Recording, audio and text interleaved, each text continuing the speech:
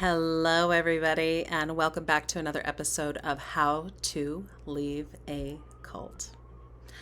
I am your host, Brooke Walker, and this podcast is specifically about my biography growing up in a religious cult from the age of 8 years old. It was a collective, a community, a church called the Church of Immortal Consciousness. It was ran by the Camps. They were a couple that she was a trance medium, and they used to practice a lot of different things back in the day that led them to creating the church that they created. And they created quite a following. And it, in my opinion, damaged a lot of people. So this is my podcast explaining how that was. I also have a degree in psychology, so I kind of talk about the psychological aspects of churches and cults. And I also talk about my experience healing coming out of it. And hopefully that can benefit people so that you can make informed decisions about your beliefs or question them if they need to be and heal from there out. So thank you so much for listening. I appreciate you being here. So last episode, I talked a little bit about how things began to change in the church. And I also began to discuss what it was like a little bit after I got divorced. I want to talk more about that today because I feel like I didn't dive quite into the way that I felt. And I realized season 1 was a lot of younger years, more me being a child. And even though I'm still kind of a kid in this part of the episode, I'm only in my very early 20s, but I was divorced now or getting divorced with 2 kids. And I realized that this age is a little more difficult for me to talk about because I guess I just have more shit I need to dive into and actually work on, if we're being honest. So it's been a while since I've been here. I apologize for being out for a bit. I do have some news that I'll share at the end of the episode too. So I'm excited to tell you guys about that. All right.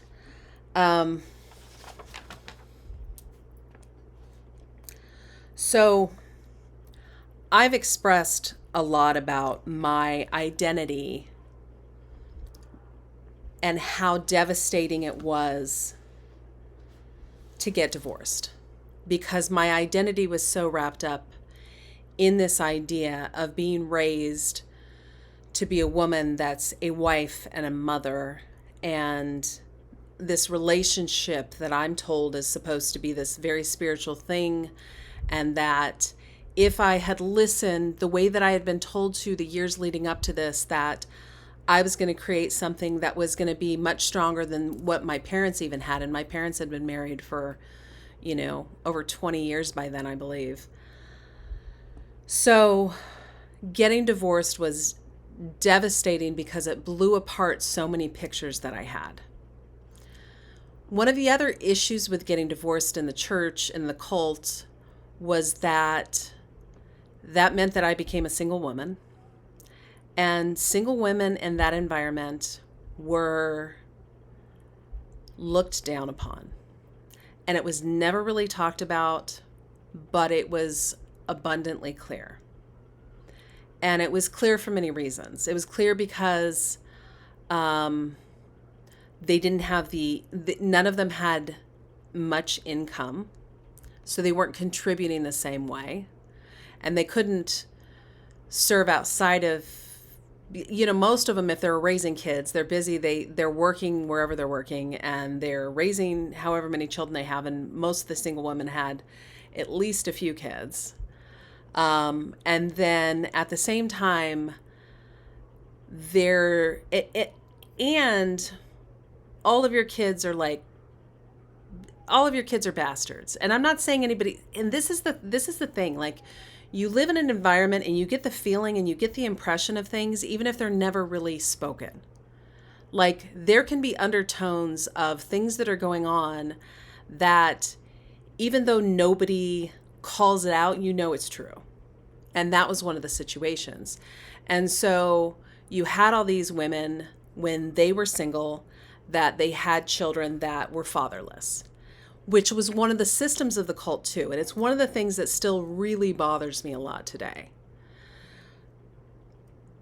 I don't know who made this up and I don't know why, and I've talked about it a little bit in past episodes, but one of the teachings was that the children choose the parents, and if the children choose the mother, then the man she's with is the father, which also means if the man's with somebody else, then those kids are not his kids.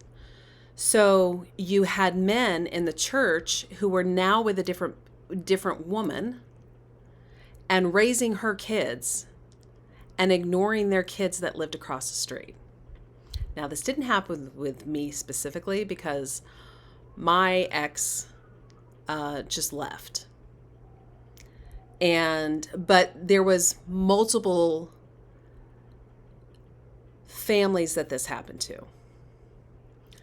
Women that were now in the church, raising children in the church. Their husbands had left them, were now with other women in the church, and would ignore their children from their previous relationships. And they would go pick up the other kids and start raising those kids as their own. Kids that they hadn't fathered. And half the time, they didn't fucking pay child support either. So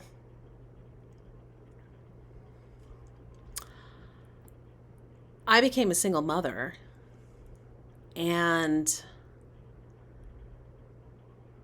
it just, this whole new identity was something that I was having a really hard time with. And I had such a hard time with the idea of just being a single mother. I never thought that I would be in the position that I was raising two kids by myself. With no skills. I was a baby myself. No way to support myself. I had no financial means. I had no education. I mean, I had a high school diploma. I had never worked a real fucking job. And I just was like, what am I going to do? And I was smoking a pack of cigarettes, and then there's the other side of it, right? You know, this is a very alcoholic environment. So I'm smoking a pack of cigarettes a day, drinking regularly, very much, and I'm trying to figure out what I'm going to do. And so the only avenue that I see is going back to school. So I decide that I'm going to go to school to be a teacher. There was only a couple. There's only a couple acceptable things that I can actually go do. Being a school teacher for the school that we had, being an attorney for the law office. We had a construction business. Obviously, I'm a woman, so I'm not going to fall into that. And also, I still have the expectation that I'm supposed to be a trans medium, which is going to eventually serve in the church. But I don't see that as a financial means to be helpful. So obviously I got to go for the other ones. I loved the idea of being an attorney in some ways, but I saw my dad working 80 hours a week. And so seeing that, I was horrified that I would never see my kids again, which I was also horrified about being a trans medium, because Trina used to say the most outlandish things about how much my children would hate me when I started transing. Your kids are going to hate you like my kids hate me. And it was like, even though her kids were all around at the time, and like she said these things like they were acceptable. And I remember thinking to myself in the back of my head, there is no way I want to do that. So, but I'm still meditating and doing the motions of the things that I'm expected to do. But I'm also going, okay, how am I going to financially find something that's going to keep me and my kids afloat. So I decided to go back to school, and I'm living in Payson and decided to move to the Valley. My parents had a house down there, and I had to get permission from Duran because everything had to be ran through Duran.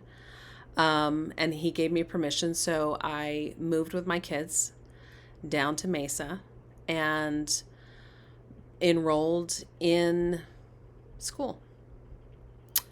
And because and my son was old enough to start going to kindergarten, and my daughter was old enough to go into the daycare that they had at the school, and it was fairly inexpensive.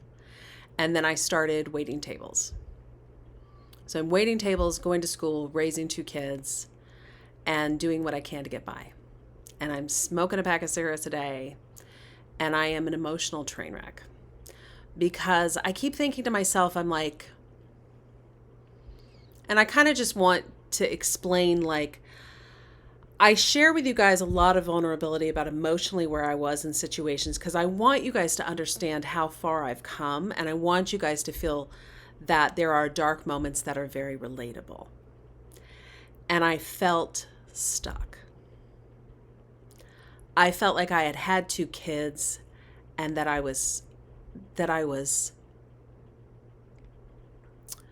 remember thinking to myself, I didn't choose this.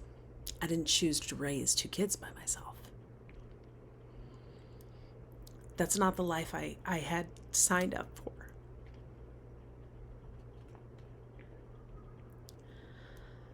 And I probably lived in that for probably a solid year.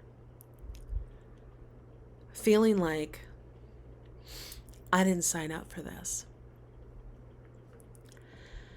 And I had this, and luckily, I adored my children. I've always loved my children deeply. And I remember putting them to bed one night and putting myself in their situation and thinking to myself, they didn't choose it either. They didn't choose to have a single mom. So you're going to do everything you can to do the best you fucking can for them. And that was a come to Jesus that I had with myself. Nobody else, I think those were the moments that gave me the confidence to make the steps that began to get me where I needed to. Because I found the strength of the things that I needed to lift myself up and have some inner wisdom and make the steps to grow myself, to build myself, to love myself, to love my kids, and to strive for more than what I had in that situation. And that doesn't mean that I didn't, ever have, there was something about it that changed after that for me. I was a little more like me and my kids were in it together. And we were going to do everything we could to figure it out.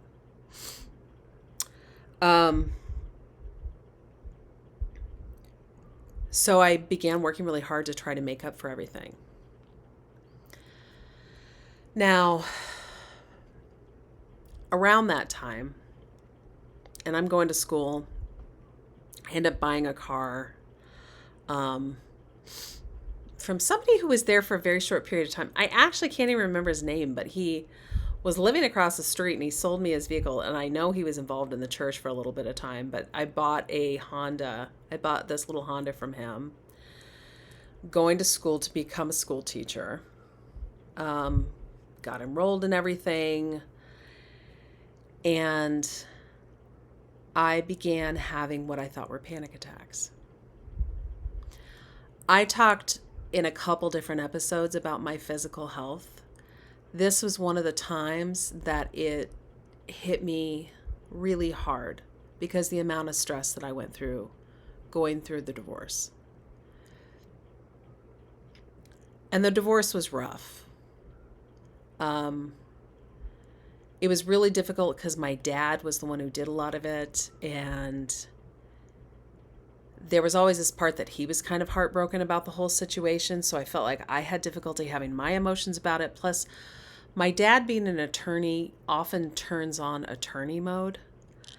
And so a lot of times when I tried to be human with him about things, he just went into the legal part of things, which was not what I needed from him. I needed him to be my dad, not to be an attorney. And so it just had this, and and then everything was always made worse because of the church, and because there were so many people involved. You never went through something by yourself. And if you were in probably a really supportive environment, that might be great, but because it was a really dysfunctional environment, that was consistently difficult, and you had people in your fucking business, and you had everybody's opinion in your business, and you had all these people who had to say a million things to you, and so you end up finding that you always have to get 7 people's opinions, and then you have to go to a trance and get that, and then you have to go talk to one of the teachers and you get their opinion about it, and then by the time you're done, you've been inundated so much with what everybody else has to say, you don't even have a fucking thought to yourself. It was exhausting. So I began having these panic attacks. And I had them when I was a teenager, and then I didn't have them for the longest time, and then I started having them again. And all of a sudden, my heart would start racing, and I sometimes would almost like black out, and occasionally I fainted. And I had this happen when I was driving down the road with my kids. And I asked Duran about it, and Duran had nothing, and Duran, I don't know what fucking bullshit he said at the time, because I don't really remember. But it wasn't getting better. And so I just stuffed it away.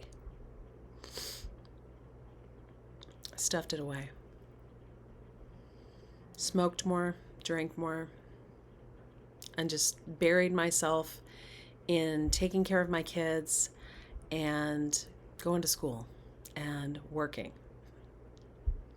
I didn't really have time to slow down. And, I think this is really common. We don't have time to deal with our emotional baggage because life is too busy. And I allowed myself to remain too busy, which was highly promoted in the cult. You were constantly promoted to never slow down. And I think it was a tactic. Because if you don't have time to really think about where you're at and what's going on, then you're going to just stay crazy, basically.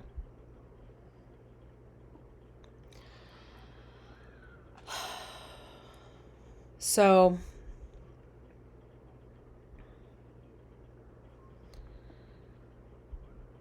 I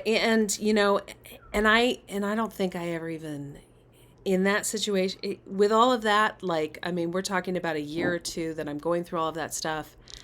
I don't think I even really considered dating. There was nobody in the church that I would have ever dated. Of course, there's always the option that I could have been told to be with somebody or something, but there wasn't really a lot of available options. There weren't a lot of people. But on top of that, I didn't have time, and I just, and we would go out sometimes, but when you're 23 and you have 2 babies, most people are not gonna be very interested. Anybody your age is not all that interested in dating. So I had a lot of that.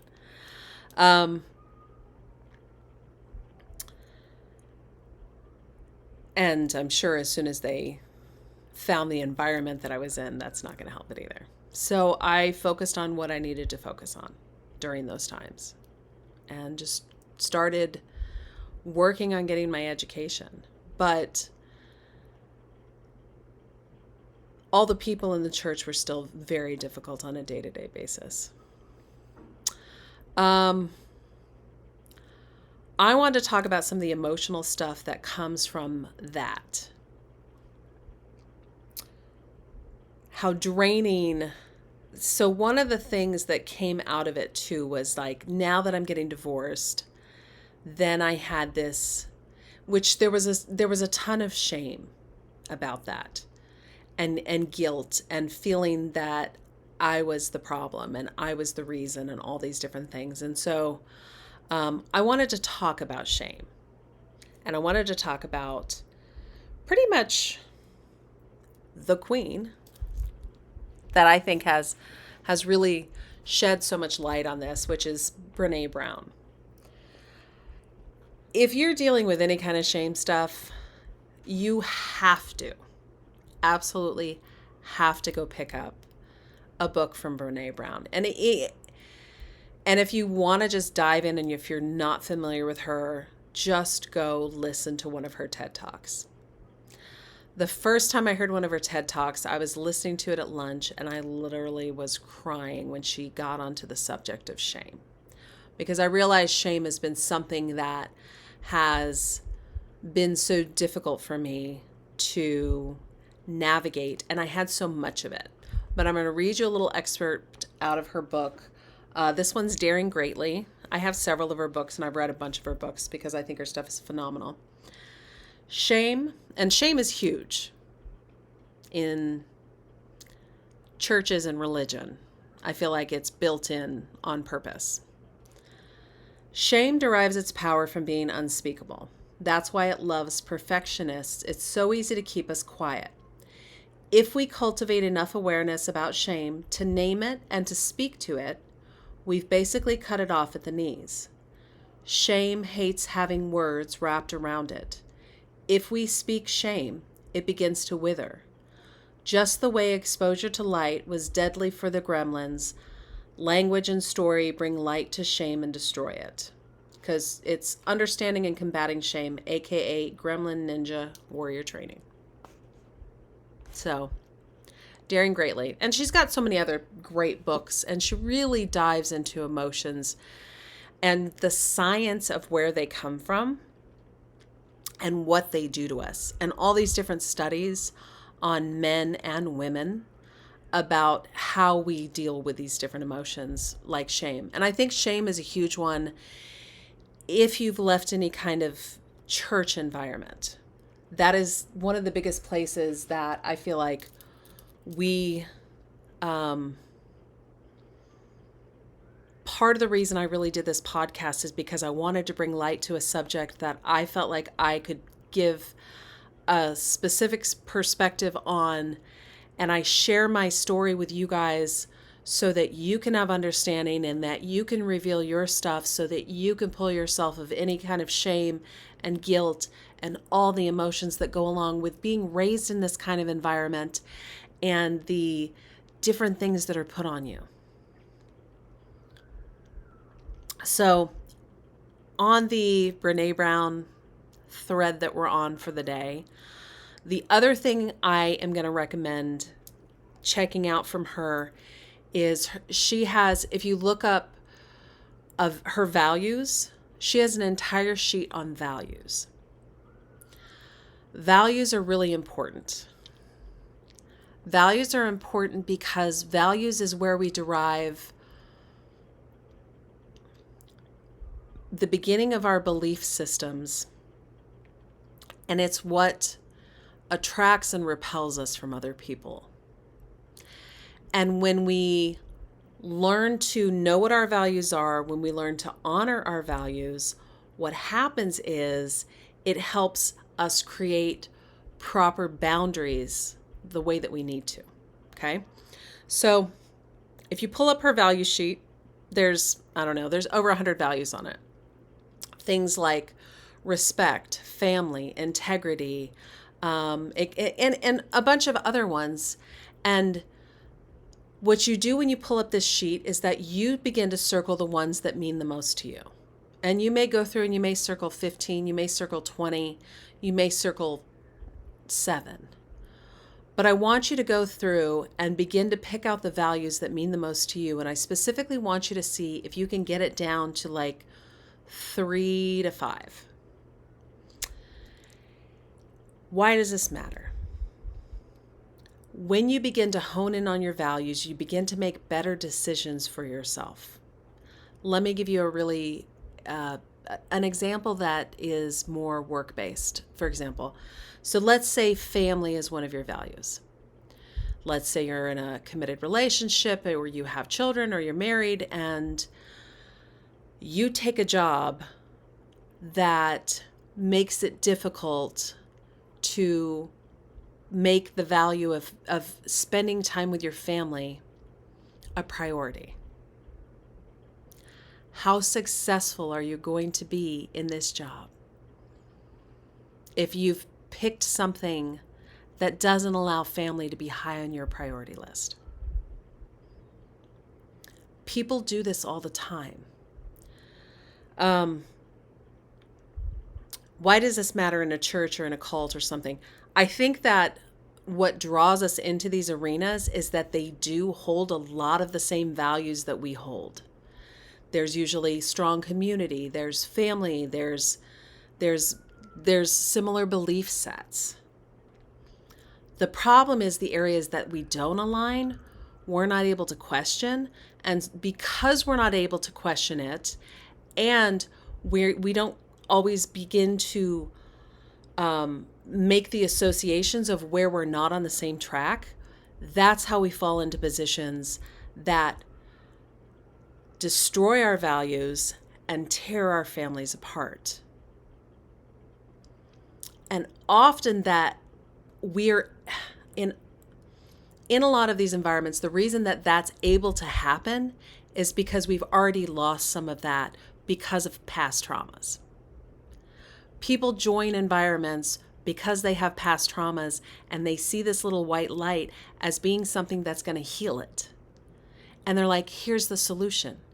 Here's everything I wanted. Here's the family I didn't have. Here's this, here's that. And so you're grasping for what you perceive it to be, not seeing the places that it's going to begin to destroy the values that you have. So the more you get in touch with really what the values are, the more you'll be able to see what doesn't align when you meet something that doesn't fall into that, or even people that don't align with you. After I got out of the cult, I began having some really great relationships and finding some amazing friendships. And then I also found myself meeting people that said all the right things and then they weren't authentic. But I had to strengthen myself so that I knew the difference. I had to get really clear in here, and I had to really work on this so that I could create those relationships and find out when they weren't right that I walked away, and when they were right, I could grow it and build it into what I wanted, and create the boundaries I wanted, and build the relationships that I wanted. And so that's what I want. I want you to be able to do that too if you're in that position, and be able to recognize when things don't work. It's okay to step out and say, you know what, this isn't working, and fixing it or not. It's okay to do both. I've done both. So hope you guys have enjoyed this episode. Fun, exciting news. We're going to be having our first guest. So coming up, and I'm not sure how soon, because we're in the middle of working on how we're going to put the episodes together. So this will be kind of its own little mini series. We're going to be interviewing, and if you have questions, please reach out. Let me know what you'd like to know. But I'm going to be interviewing Lane Camp. So Trina and Steven's son reached out to me and said that he would like to and is ready to share his story, and he would really love to do it on this podcast. So we are going to talk a lot about how it began, how the Church of Immortal Consciousness began, where Trina came from, all the things.